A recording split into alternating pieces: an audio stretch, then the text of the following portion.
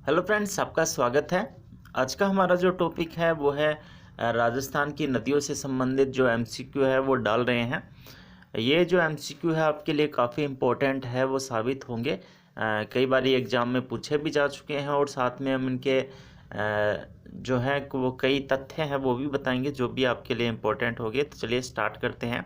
सबसे पहला प्रश्न है, कागदी पिकअप बांध किस नदी पर बना हुआ है? कागदी पिकअप बांध किस नदी पर बना हुआ है? बनास, कोठारी, बेड़च, माही। तो कागदी पिकअप बांध है वो माही नदी पर बना है। फ्रेंड्स, माही नदी पर है वो 3 बांध बने हैं। सबसे पहला बांध बना है बांसवाड़ा में, जिसका नाम है माही बजाज सागर बांध। माही बजाज सागर बांध है वह राजस्थान का सबसे लंबा बांध है। उसके बाद बांसवाड़ा में ही दूसरा बांध आता है, वो है कागदी पिकअप। और तीसरा बांध है वो गुजरात में है, जिसका नाम है कड़ाना। नेक्स्ट हमारा प्रश्न है, किस नदी का जल ग्रहण क्षेत्र सर्वाधिक है? ये प्रश्न काफ़ी इम्पोर्टेंट है, याद रखना है। ये आरपीएससी फर्स्ट ग्रेड के एग्जाम में भी आया था और इसको लेकर काफ़ी कन्फ्यूजन है वो चला था। जल ग्रहण क्षेत्र का मतलब होता है फ्रेंड्स, जितने क्षेत्र का जल ग्रहण करके लेकर आती है।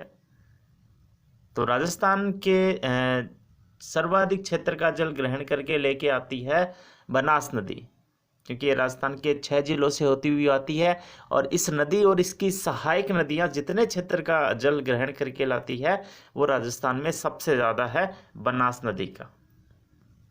क्योंकि नदियाँ तो चंबल के साथ जो है वो भी बहुत है, लेकिन चंबल के साथ नदियाँ होते हुए भी है वो ज़्यादा जल ग्रहण नहीं करती, वो संपूर्ण लेकिन यहाँ पर राजस्थान का पूछा गया है तो आपको ध्यान में रखना है, क्योंकि चंबल है वो मात्र जो राजस्थान में बहती है वो केवल और केवल जो है वो ज़्यादा नहीं बहती है। इसकी लंबाई लगभग जो है 967 किलोमीटर के आसपास है, लेकिन राजस्थान में मात्र है वो 150 किलोमीटर पूर्णतः और 250 किलोमीटर है वो अलग से बहती है, यानी कि इसकी ज़्यादा लंबाई नहीं है। जबकि माही जो है बनास जो है वो 512 किलोमीटर की लंबाई में बहती है और इसकी जितनी भी सारी नदियां हैं वो इसकी सहायक, उन सब का मिलाकर जो जल ग्रहण क्षेत्र है वो बनता है वो सबसे ज़्यादा है, जो कि बनास का है।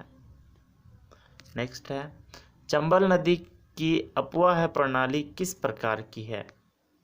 चंबल नदी की अपवाह प्रणाली है वो किस प्रकार की है? अपवाह प्रणाली के कई रूप बनते हैं कि भाई पूरे नदी और उसकी सहायक नदियों को जोड़ा जाए तो कैसा अपवाह तंत्र बनता है। तो अरीय, अभिकेंद्रीय, वृक्षाकार या पंजाकार। तो चंबल नदी का जो बनता है वो वृक्षाकार बनता है अपवाह तंत्र, तो ये भी हमें ध्यान में रखना है, काफ़ी इंपॉर्टेंट प्रश्न है। नेक्स्ट है, रामेश्वरम त्रिवेणी संगम में शामिल नहीं है। यहाँ ध्यान रखना, ये मिसप्रिंट हुआ है, यहाँ पर शामिल नहीं है होगा। तो शामिल नहीं है, आपको बताना है कौन सा शामिल नहीं है। तो चंबल, मोरेल, सीप और बनास। रामेश्वरम जो स्थान है वो स्थान है सवाई माधोपुर में। सवाई माधोपुर में स्थान पर जो बनास नदी है वो चंबल में मिलती है और साथ में सीप आकर मिलती है, तो 3 नदियों का संगम होता है। तो इस त्रिवेणी संगम पर मोरेल नदी है वो शामिल नहीं है। नेक्स्ट है, ऐसे प्रश्न है वो फ्रेंड्स बहुत पूछे जाते हैं और मैं आपको करने का तरीका है वो कई बार बता चुका हूँ। पीछे भी जो हमने वीडियो डाले थे उसके अंदर इसके बारे में बताया था कैसे करना चाहिए। देखिए, सबसे पहले हमें जो कंफर्म आता है उसे मिला देना चाहिए। चंबल की लंबाई है वो मैंने अभी बताई थी 967 किलोमीटर, कहीं 965 दी हुई है, कहीं 966 दी हुई है, तो ये हमारा कंफर्म है। तो सबसे पहले हम देखेंगे कि आंसर में कहीं गया तो नहीं आ रहा है, तो आ रहा है, तो सबसे पहले हम गया आ रहा है तो हमारा उत्तर है वो सीधा सही हो जाएगा। लेकिन यदि हम देखते हैं कि 2 जगह गया आ रहा है तो इसमें हम फिर से मिलाएंगे। बनास की लंबाई मैंने आपको अभी बताई थी 512 किलोमीटर, इसको भी हम मैच करेंगे तो यानी कि घ दूसरे में घ होगा। फिर तीसरे में यदि हमें आता है तो लूनी की 576 किलोमीटर और माही की 495 किलोमीटर, इन सबको मिलाकर है वो आंसर निकाल सकते हैं। तो यहाँ पर इस प्रश्न को आपको देने का उद्देश्य था कि आपको 4 नदियों की मुख्य जो नदियाँ हैं राजस्थान की उनकी लंबाई के बारे में बताया जाए, तो काफ़ी इम्पोर्टेंट प्रश्न है। नेक्स्ट है, किस जिले में बनास नदी सर्पाकार हो जाती है? किस जिले में बनास नदी है वो सर्पाकार हो जाती है? नया प्रश्न है, अभी तक पूछा नहीं गया है, लेकिन बहुत चांस बनते हैं इसके पूछने के। तो भीलवाड़ा, सवाईमाधोपुर, चित्तौड़गढ़ और टोंक। तो आपका उत्तर होगा टोंक। टोंक जिले में बनास नदी है वो सर्पिलाकार हो जाती है। नेक्स्ट है, बेड़च की मुख्य सहायक नदी कौन सी है? बेड़च की मुख्य सहायक नदी कौन सी है? बेड़च है वो बनास की मुख्य सहायक नदी है। तो आपको ये बताना है कि इस बेड़च की मुख्य सहायक नदी कौन सी है? गंभीरी, मानसी, मैनाल और कोठारी। तो बेड़च की मुख्य सहायक नदी है वो गंभीरी है। गंभीरी और बेड़च के जो सम्मिलित स्थान जहाँ पर ये मिलती है वहीं पर चित्तौड़गढ़ दुर्ग है वो बना हुआ है। तो ये भी अपने को ध्यान में रखना है। बेड़च की मुख्य सहायक नदी है वो नदी है वो है गंभीरी। नेक्स्ट प्रश्न हमारा बनता है, निवाज, रेवा, पिपलाज आदि किसकी सहायक नदियां हैं? परवन की, पार्वती की, बाणगंगा की या काली सिंध की? तो ये जो सहायक नदियां हैं वो सारी की सारी काली सिंध की सहायक नदियां हैं। काली सिंध नदी की सहायक नदियां हैं निवाज, रेवा, पिपलाज आदि, ये सभी काली सिंध की सहायक नदियां हैं। नेक्स्ट है, पुष्कर में लूनी नदी को किस नाम से जाना जाता है? यह पुकारते हैं सागरमती, रेल, साकरी या लवणवती। फ्रेंड्स, इन सभी नामों से है वो लूनी नदी को पुकारा जाता है, लेकिन पुष्कर जो मुख्य स्थान है उस स्थान पर उसे किस नाम से जाना जाता है? तो इसे इस स्थान पर जाना जाता है साकरी। लूनी नदी को संस्कृत में जो है वो लवणमती कहा जाता है। इसके क्षेत्र को रेल कहा जाता है। उद्गम स्थान पर इसको सागरमती कहते हैं, जबकि जो पुष्कर है, पुष्कर में इस नदी का नाम है वो साकरी है। नेक्स्ट हमारा प्रश्न है, वापस वैसा ही प्रश्न है वो आया है, चलिए देखते हैं इसमें क्या होता है।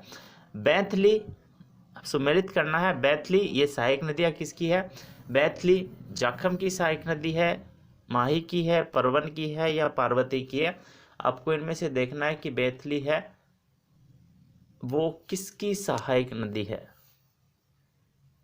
तो बैतली है या काली खाड़ है या एराव है या फिर करमाई है? आपको सहायक नदियाँ बताना है, मैं आपको बता देता हूँ।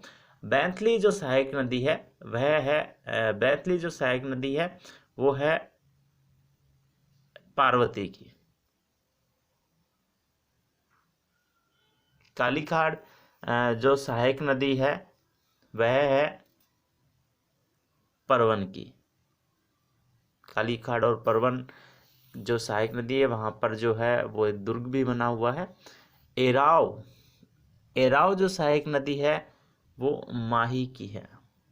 और करमाई जो सहायक नदी है वो है जाखम की। तो इस प्रकार जो पहले में है वो घ बनता है, यानी कि हमें देखना है घ कहाँ बन रहा है। तो घ यहाँ बन रहा है तो हम ये एक में ही बन रहा है तो सीधा हम उत्तर इसका निकाल सकते हैं, लेकिन ज़्यादा में बनता है तो हमें उत्तर ध्यान से निकालना होगा। कई बार कन्फ्यूजन भी हो जाता है इसके अंदर।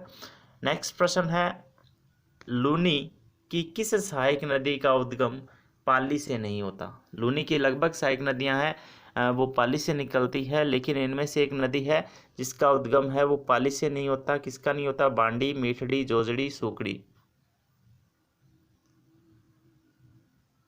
तो जोजड़ी जो है इसका उद्गम है वो पाली से नहीं होता बल्कि नागौर से होता है, और ये जो है इस नदी के जो दाएं भाग से आकर मिलने वाली है वो मुख्य नदी है। आपको ध्यान में रखना है जोजड़ी। जोजड़ी की विशेषता ये भी ध्यान रखनी है कि ये अरावली की पहाड़ियों से नहीं निकलती है, ये भी ध्यान में रखना है। पाली से भी इसका उद्गम नहीं होता है। नेक्स्ट है, उदयपुर जिले में साबरमती नदी का पानी पहुंचाने के लिए कौन सी सुरंग बनाई गई है? उदयपुर जिले के अंदर जो झीलें हैं उन झीलों में साबरमती नदी का पानी है वो पहुंचाया जाना है। साबरमती एक ऐसी नदी है जिसका उद्गम तो राजस्थान से होता है, लेकिन लाभ है वो ज़्यादा गुजरात को प्राप्त होता है। तो आपको बताना है कौन सी जो है वो सुरंग बनाई गई है। वाकल बनाई गई है, नदी जल बनाई गई है, देवास बनाई गई है, सभी बनाई गई है? तो इसका उत्तर होगा देवास। यानी इसके अंतर्गत जो पानी पहुंचाने के लिए सुरंग बनाई गई है उस सुरंग का नाम है देवास सुरंग, जो कि उदयपुर जिले की जो झीलें हैं उनमें साबरमती नदी का पानी पहुंचाने के लिए है वो बनाई गई है। साबरमती नदी पर ही ध्यान रखना है, अहमदाबाद और गुजरात की राजधानी गांधीनगर स्थित है। नेक्स्ट है, कौन सी नदी सांबर झील में नहीं गिरती? कौन सी नदी सांबर झील में नहीं गिरती है? सांबर झील में कई नदियां गिरती है, रूपनगढ़, मेंथा, तुरंतमती, सारणी। इसमें से आपको बतानी है कौन सी नदी नहीं गिरती। तो मेंथा के बारे में बताता हूँ। मेंथा एक ऐसी नदी है जो कि सांबर झील के अंदर खारेपन को सबसे ज़्यादा मात्रा में बढ़ाती है। रूपनगढ़ भी इसके अंदर गिरती है, तुरंतमती भी इसके अंदर गिरती है। जो सारणी नदी है वो सांबर की सहायक नदी जो है सांबर झील में नहीं गिरती। तो फ्रेंड्स, आप एक यहाँ छोटा से प्रश्न का उत्तर दीजिए हमें कमेंट में कि सारणी नदी है वो किसकी सहायक नदी है, या फिर वो कहाँ बहती है, इसके बारे में हमें बताइए। नेक्स्ट हमारा प्रश्न है, मोती झील में किस नदी, मोती झील है उसका संबंध कौन सी नदी से है?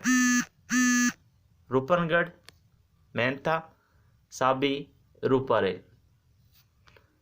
तो मोती झील का संबंध है वो रूपारेल नदी से है। ये भी प्रश्न हमें ध्यान रखना इंपॉर्टेंट है।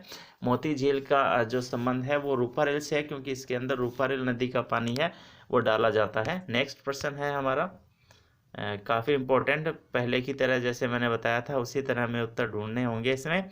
साबी नदी है, उद्गम स्थान को सम्मिलित करना है। साबी नदी है वो कहाँ से निकलती है? मेंथा, रूपनगढ़, रूपारेल। ये आपको पता करना है कि ये निकलती कहाँ से है। तो साबी नदी है वो सेवर पहाड़ी से निकलती है। यदि इसमें कै है तो कै इसमें पहला मिल रहा है सीधा का सीधा। साबी नदी है वो सेवर पहाड़ी से निकलती है। मेंथा नदी है वो मनोहरपुरा की पहाड़ियों से निकलती है।